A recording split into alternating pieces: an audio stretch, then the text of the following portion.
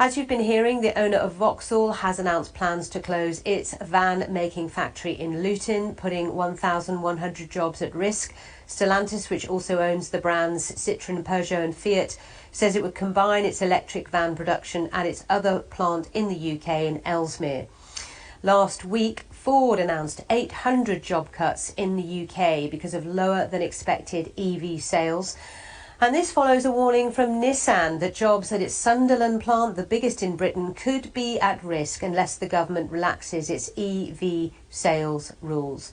Well, David Bailey joins me now, Professor of Business Economics at the Birmingham Business School. Good morning to you, David. Good morning. So just explain to our viewers, what are the rules? So they're complicated. Essentially, this year there's a mandate that's been introduced, which means that car companies have to sell 22% of their cars as battery electric vehicles. If they don't reach that target, they get fined, and very heavy fines. That target then ramps up over the next few years, 28% next year to 80% by 2030. Then there's a ban on the sale of petrol and diesel cars after 2030. So pretty strict targets. Many car companies in the UK have been complaining about this, in that they are unlikely to hit those targets, and in particular because demand for new electric vehicles amongst private buyers is very much stalling. So they're saying, look, this is going faster than the market can actually tolerate. Do you think the business secretary will move on this? I think he'll have to.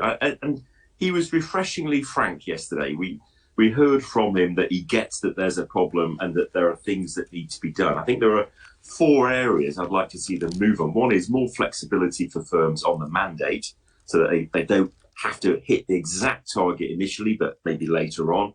Secondly, we need to see much faster rollout of the charging infrastructure to get people into electric cars, because part of the problem is at the moment, it's all sticks and no carrots. The industry is getting hammered, but there's no support for consumers. We need to see the rollout of the charging infrastructure to make it easier to charge, and also an industrial strategy to properly support the industry. So various bits of the jigsaw there, but they need to put them together pretty quickly. And also as well, when these targets were put together, the market was looking quite different, really. It was, I assume these sales targets were put in place on the assumption of a level of demand, which isn't there at the moment.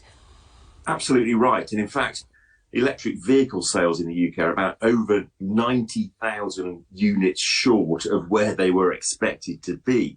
So essentially, demand is not taking off as quickly as had been expected. I think there's a number of reasons for that. One is that the upfront price of electric cars is still higher than a petrol or diesel car.